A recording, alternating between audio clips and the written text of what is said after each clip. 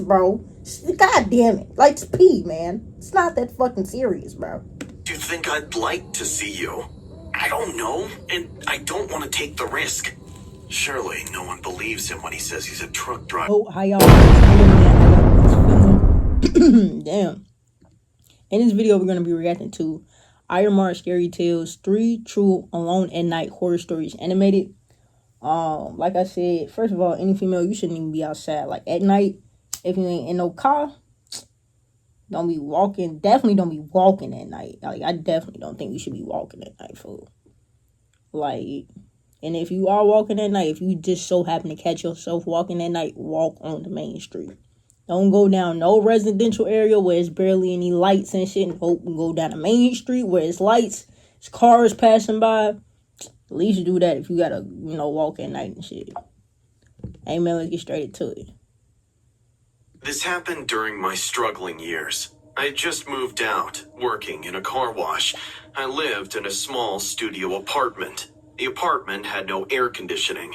In the summers, the room used to get pretty heated up. Also, the constant worries about how the new life will turn out to be kept me awake. One night, I wasn't able to sleep due to previous reasons, so I decided to go for a night stroll. All the tenants in my building had their keys to the main entrance.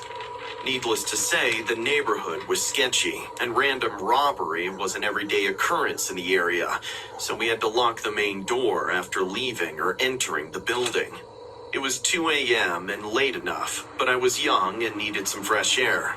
I came out of the building and started walking by the sidewalks. The streets were mostly empty, with some addicts and homeless people passing out in the dark corner. A woman was eating from the garbage when she looked up, hearing my footsteps. She was clawing at a half-eaten sandwich, which had maggots crawling all over it. It wasn't... Oh, goodness gracious, bro. Man, folk. I gotta start carrying cash on me so I could just start giving it to homeless people, bro. Even if it's just like $5, bro. $5 can get you a motherfucking $5 meal at motherfucking McDonald's. You just gotta come up with 50 cents, but shit. $5 get you a whole $5 meal from McDonald's, fool. Like, I'd rather, have them eating that than eating some half-eaten shit with fucking bugs crawling on it and shit. Damn. My first time seeing someone eat from a dumpster. I ignored her and she went back to her sick picnic. Once in a while, cars drove by, but it was mostly quiet, accompanied by the night sounds. After walking for 10 minutes straight, I reached the city park. Thinking it would be better to kill time in the park than wander on these streets, I entered. The full moon illuminated the park quite well. Also, the light from the lamppost created a spooky atmosphere. I was sure that there was no one in the park except me until I saw a man sitting on a park bench. The bench was right under the lamppost, hence I could see the man. His head was down like he was sleeping. He wore a brown jacket, paired with oddly red leather pants. From his attire, he didn't seem like the other homeless people, so I thought he came for some air, just like me. There was a water fountain across the park, and I was thinking of visiting that, so I walked ahead. I was probably inches away from walking past him when he suddenly lifted his head to the sky. I stopped. His eyes were wide open, and he was staring at the clear night sky. Suddenly, he smiled and... Nah, would have walked the other way and walked out the park and went home. That's enough walking for me, folks. Started counting the stars like a 9-year-old. He was pointing his fingers to each star and counting in a whispering voice. 1, 2, 3, 4, 5, 6. The way he was smiling and counting the stars and looking at the sky kind of creeped me out. Not once, he looked at me. He behaved as if I didn't exist at that moment. I thought he must be high, so I walked past him. No sooner, I stepped ahead. I heard a crunching noise behind me. Brother, why did you leave the park, fool? This nigga's stupid, shorty. Like someone stepping on a twig. Turning around, I saw the man had now stood up from the bench. His arms were stretched out. He was still staring at the sky. Fuck Hey, this nigga got going on. Are you alright? I asked in a fearful voice. I could feel the lump of tension curling up in my throat. What the hell is wrong with this dude? The man chuckled.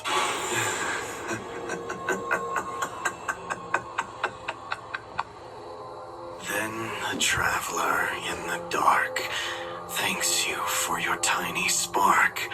He could not see which way to go if you did not twinkle so. Twinkle, twinkle, little star. What the fuck? How I wonder what you are.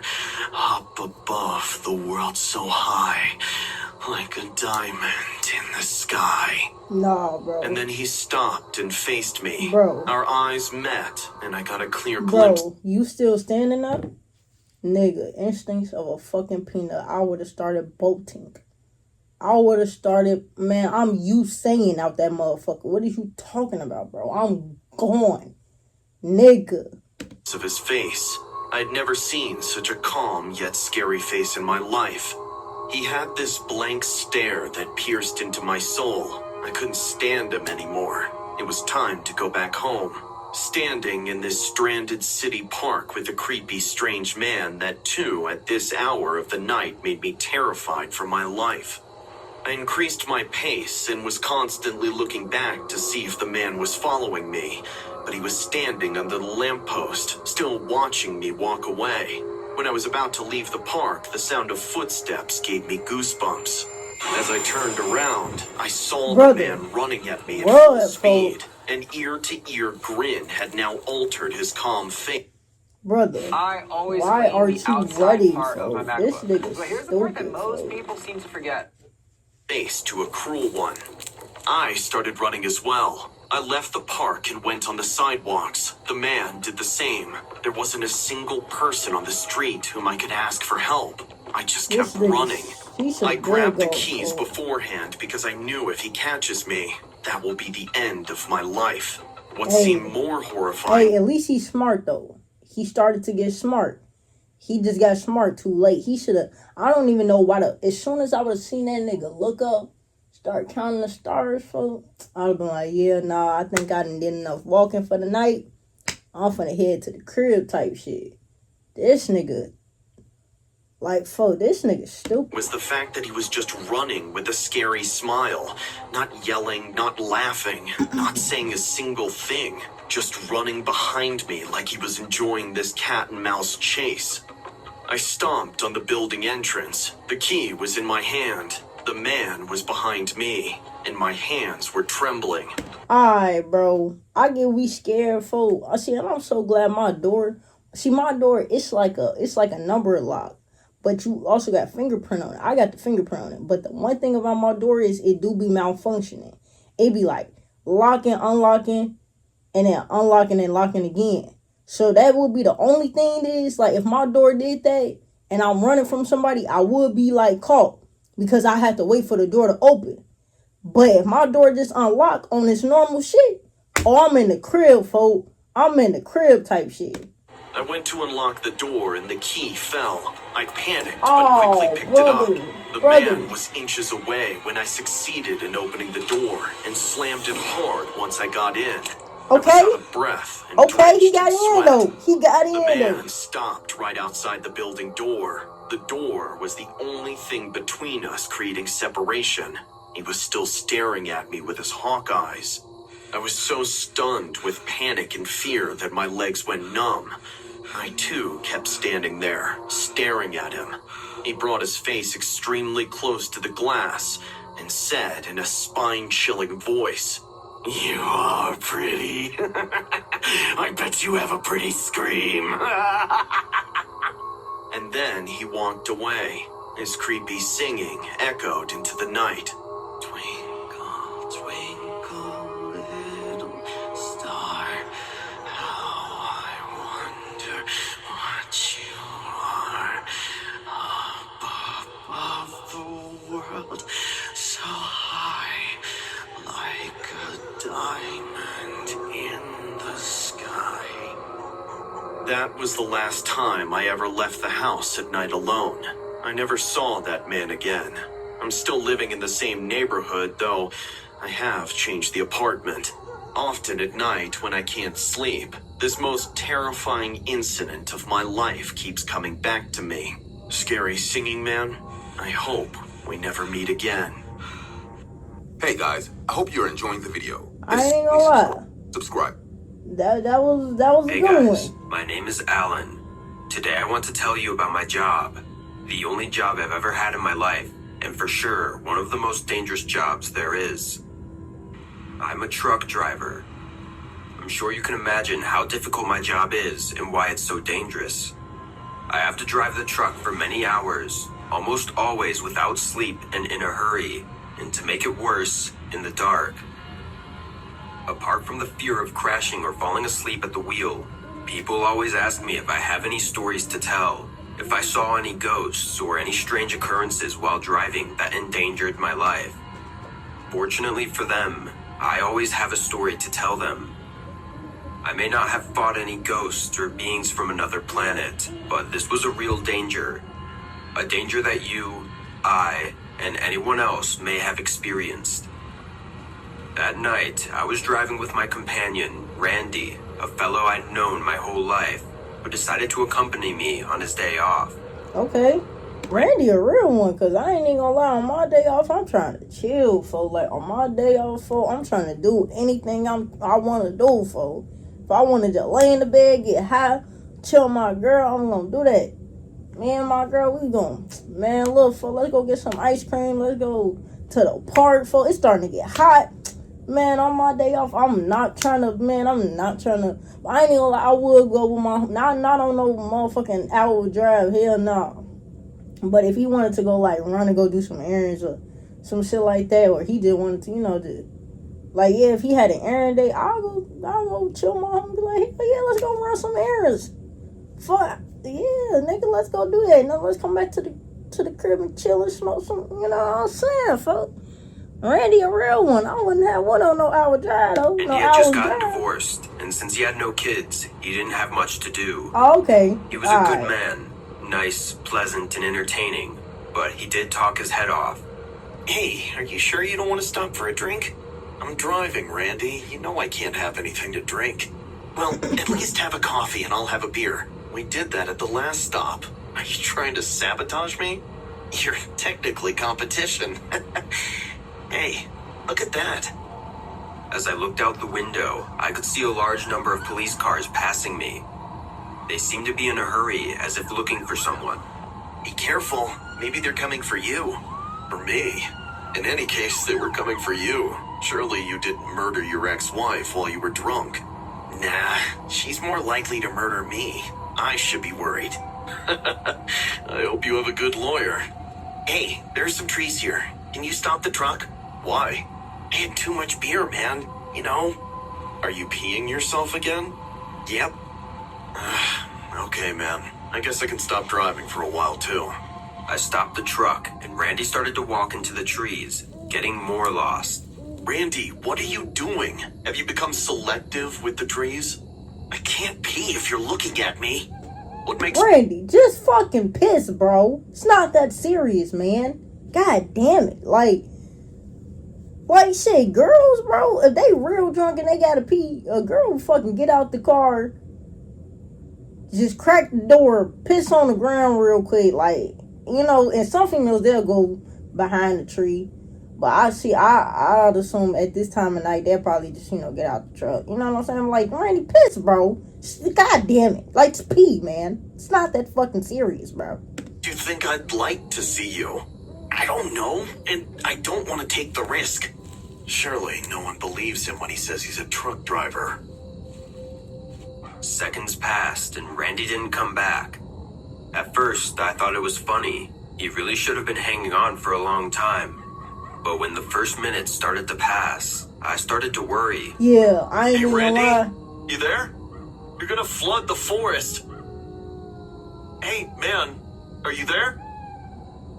Randy didn't answer me. Oh, and I man, started what to the worry. fuck happened to Randy, folks? He wasn't drunk enough to pass out. He had barely been drinking, but maybe he ran into a wild animal or tripped and hurt himself on the trail. Damn, folks. Randy. See, you was doing the most, bro. You should have just pissed on the side of the road and kept going.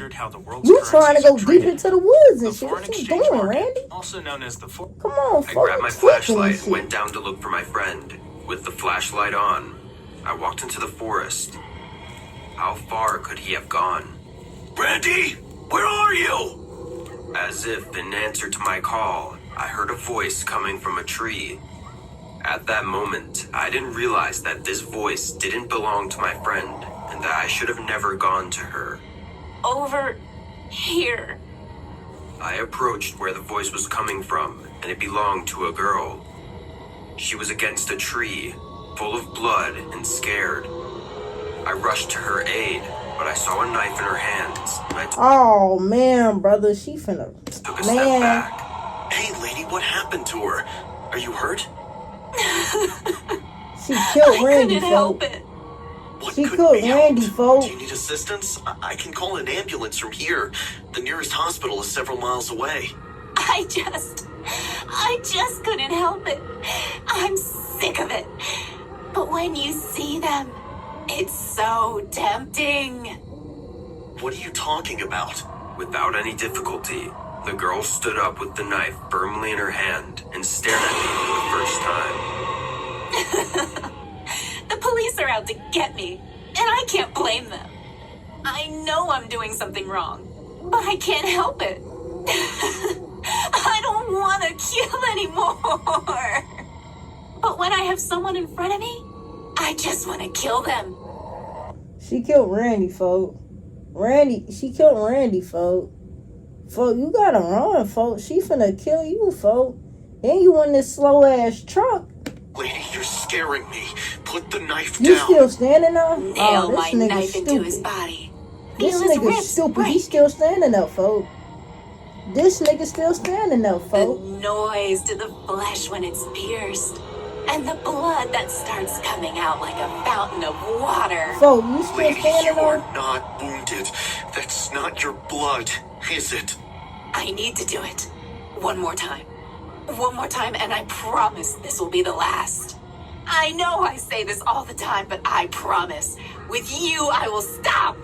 The woman lunged violently at me, but before she could thrust the knife into me, I grabbed her arm and threw her. She hit a Naturally. tree, and with a huge smile, Naturally. she ran into the forest, losing sight of me. Did she run away? No. She just didn't want me to see her so she could attack me again when I was unprepared. Run, nigga. I could hear the sound of the grass, of the plants. She was close by. I ran to my truck, but on the way, I found something I didn't want to see. Randy's body was already lifeless in a Yeah, she killed Randy, folks. Like I said, bro, she killed Randy, folks. tree. It was his blood running down the body of that crashed woman.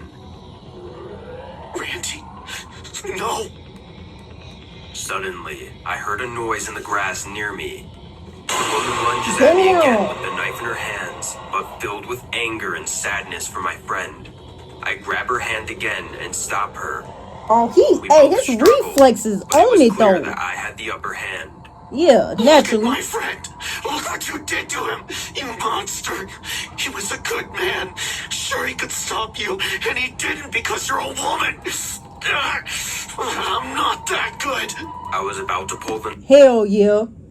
Yup. Oh, knife out of yes, her, bro. I but love without when my a nigga expecting got it, fight all or my flight resistance and he ended when she actually kicked me in used the that crotch. shit. Oh, felt- damn. That was a good one.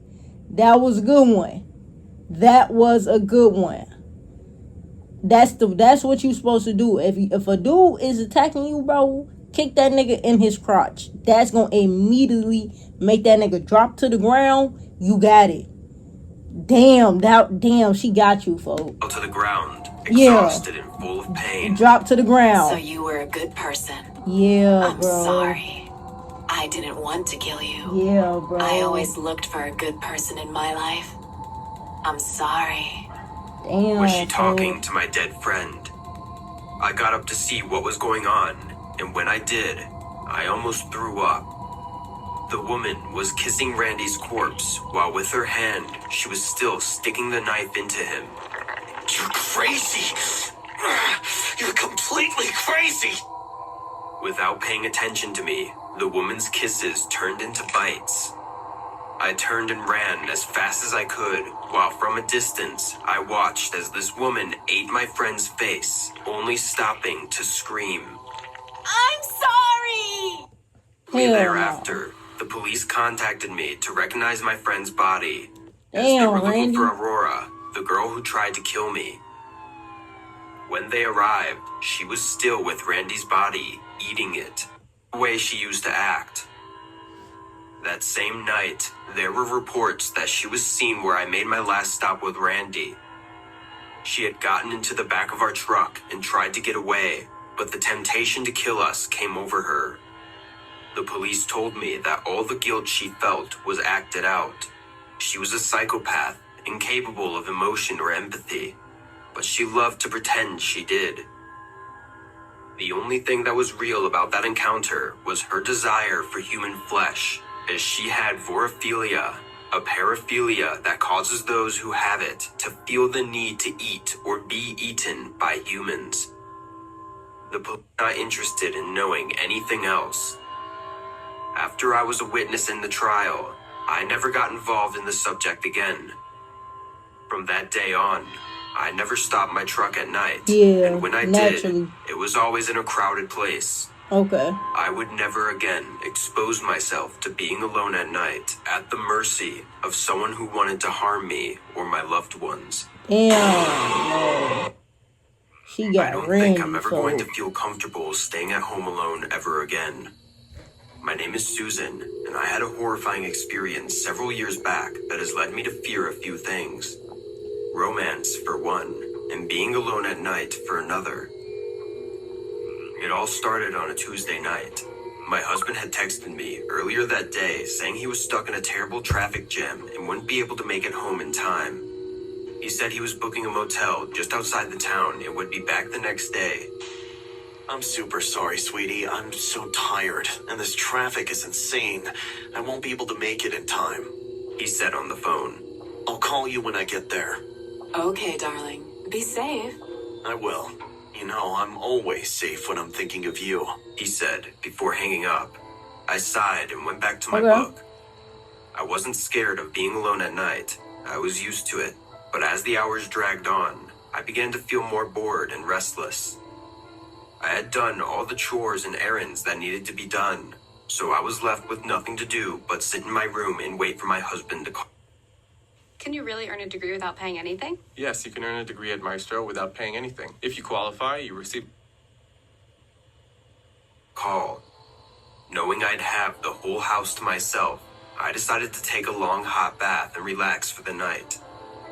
It had been a stressful few weeks, and I was looking forward to some peace and quiet. I stretched and yawned before heading to the bathroom. I grabbed the bath salt and poured it into the tub. I lit some candles and incense, and soon the bathroom was steaming with a warm, calming scent. As I stepped into the bubble-filled bathtub and began to relax, I heard a knock downstairs. A sort of thud, as if someone was trying to get in or something had fallen. Walking downstairs, then you walk downstairs naked. I ain't even gonna lie, you should immediately put some clothes on.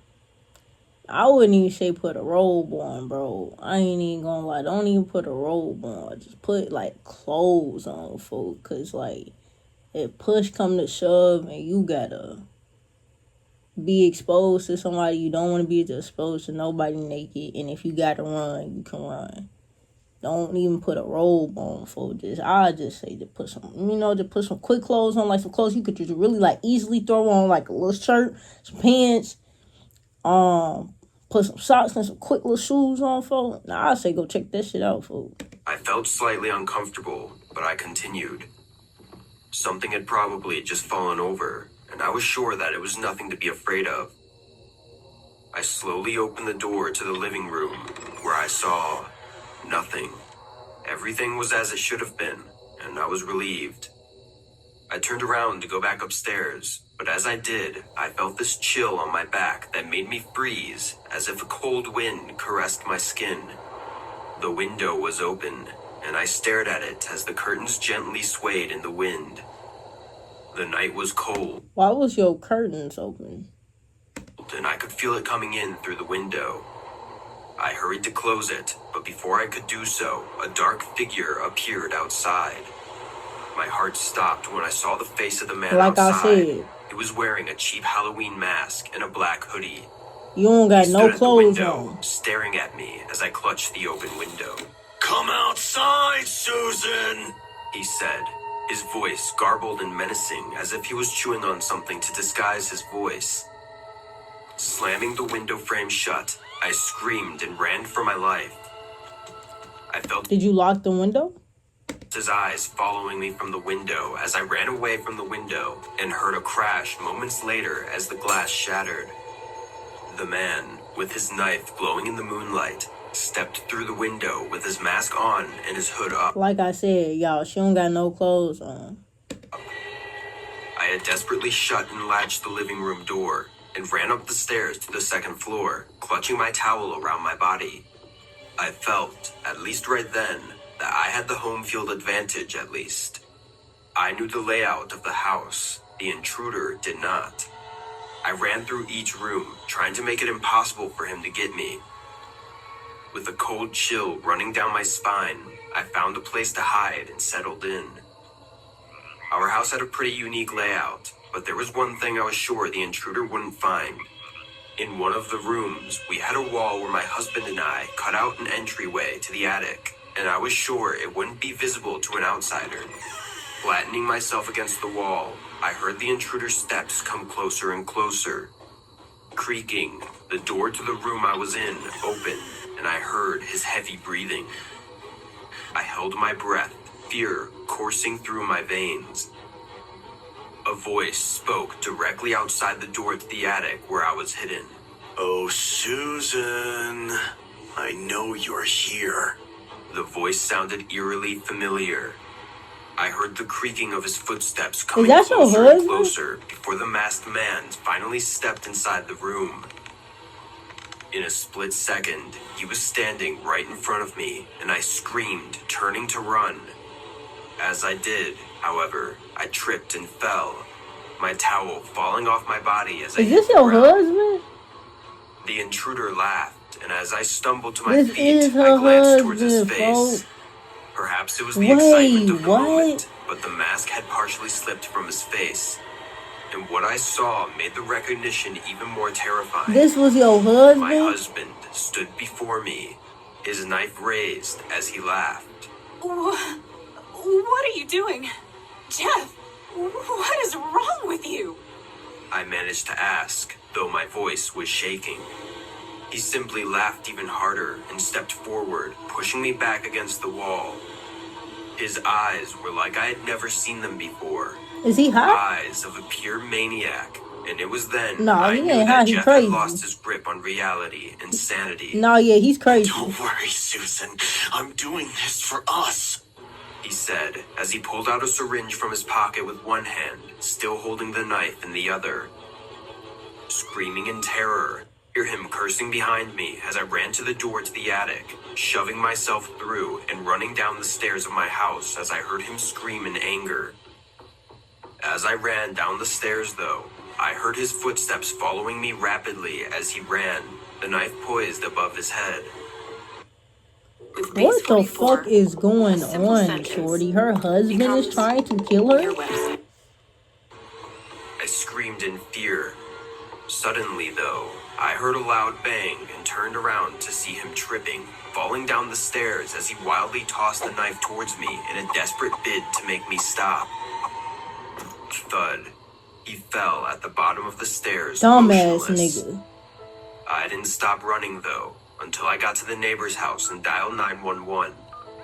My husband, Jeff, was eventually arrested and sentenced to a psychiatric hospital. The doctors said that he had been suffering from severe paranoia and delusions, which caused him to become violent and irrational. Since then, I have That's crazy as hell, for her own husband just tried to murk her ass, folks. Hey, man, if y'all enjoyed the video, bro, you already know what the fuck to do, man. Like the video, subscribe to the channel, turn on post notification, y'all boys, and know I'm catch y'all boys. That's one.